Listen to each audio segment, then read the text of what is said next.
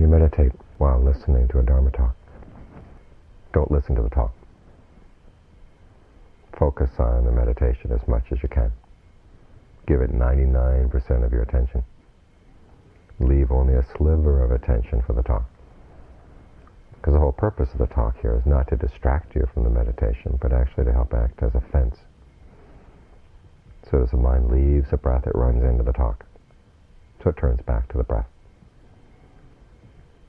And if there's anything that's irrelevant to what you're doing in the meditation right now, it'll come right in and echo through your mind without you having to try to pay attention to it.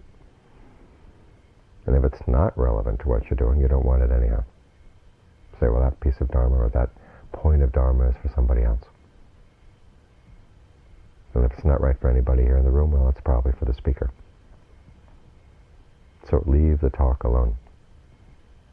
And focus as much as you can on the breath coming in, going out.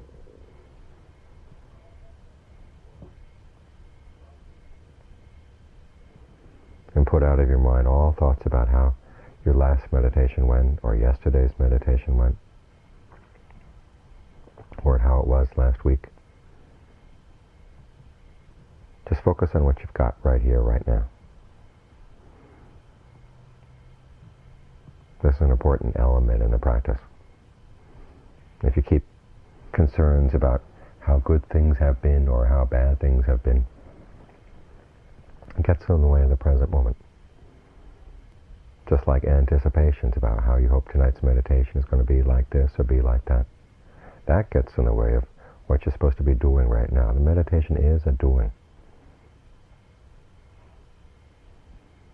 All too often we're looking for experiences. We want to experience this sense of ease, this sense of bliss. But the Buddha's focus in the practice is on being skillful in doing. Keeping mindful, keeping alert,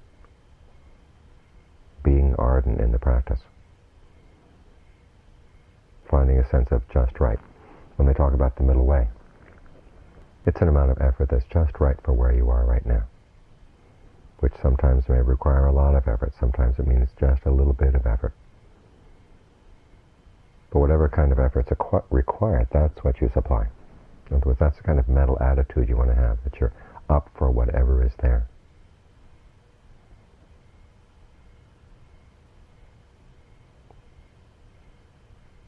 Then you have a sense of how much can be done right now, too. Sometimes you realize, okay, just a bare amount of concentration or bare amount of mindfulness is all you can manage. Okay, well, stick with that. Don't throw it away because it's not up to your standards.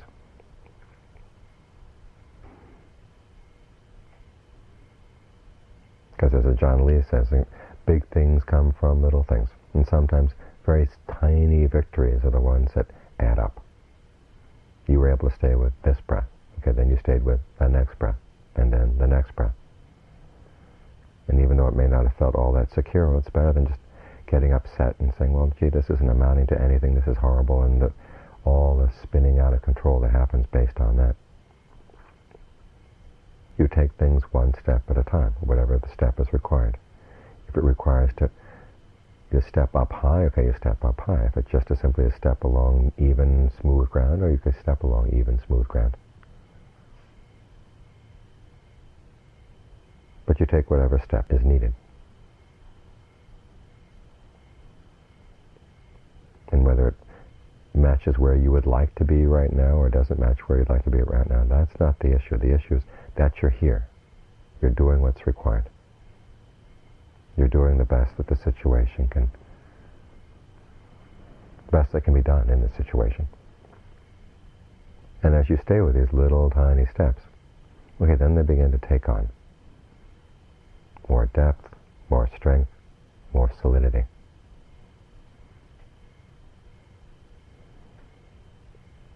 If you measure them against your ideas of how you'd like things to be, you tend to throw them away. And as things keep getting thrown away, what do you have?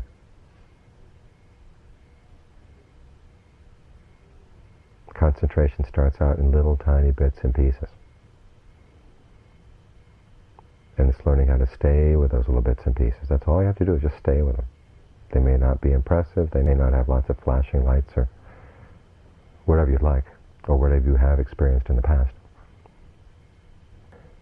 But they're the beginning. They're the seeds. So you stay with them. You nourish them. And they grow.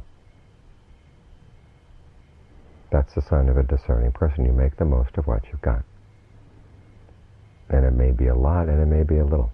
And it may change from day to day. So you're alert to that, sensitive to that. And you accept whatever difficulties there may be in the situation and do the best that you can.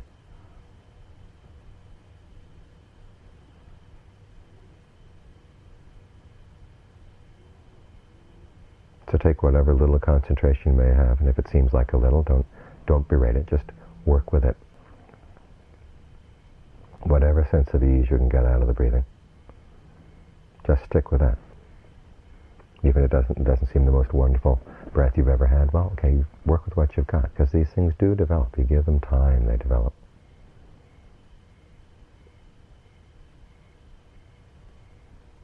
Got a fruit on the tree, even though it's a little tiny fruit, well, you just keep at it. You keep watering the roots,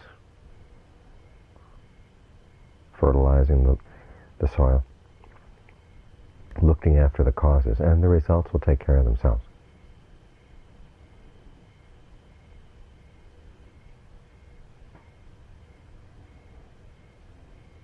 Try to keep your reference right here. In other words, don't think about the past and don't anticipate the future.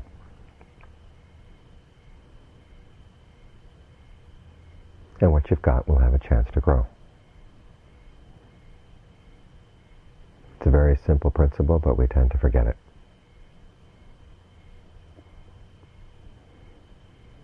But it's by keeping things simple that the meditation works. I mean, look at the questions the Buddha has us ask. Very simple questions, okay? Where is there stress right now? And before you hit the stress, okay, where can the mind settle down? If so the mind hasn't settled down and have at least some sense of ease, like I can't see anything clearly. So sometimes where it can settle down is just an ordinary feeling of okayness, someplace in the body.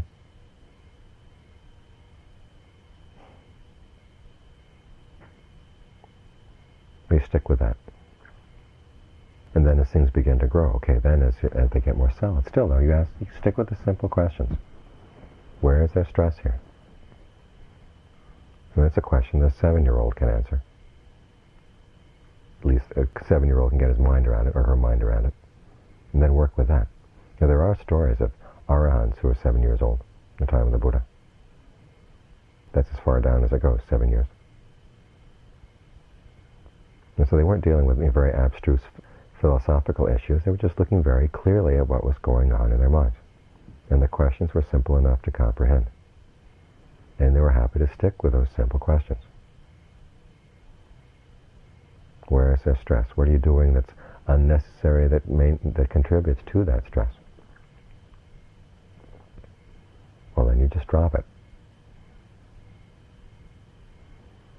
And it's just that your powers of perception get more and more precise, more and more subtle. The question stays the same all the way down.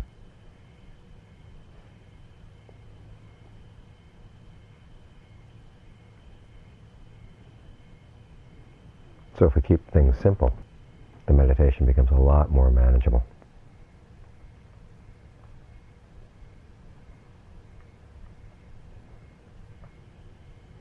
And it's this simple sort of questioning that helps sort of see through the mind's subterfuges. Because there's a tendency to get more and more abstract and to like to deal in really fancy-sounding thoughts.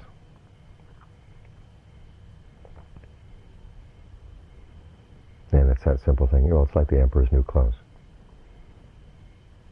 The person who's willing to say, I don't understand this. This doesn't make any sense. That usually rips right through a lot of subterfuge, a lot of denial. The things we think we understand, the things we think we know, or at least give the impression that we know. You have to learn how to look behind those. And it's that simple question, well, is that really so? What does that really mean? Is that a really helpful way to think? Just keep asking these very simple, direct questions.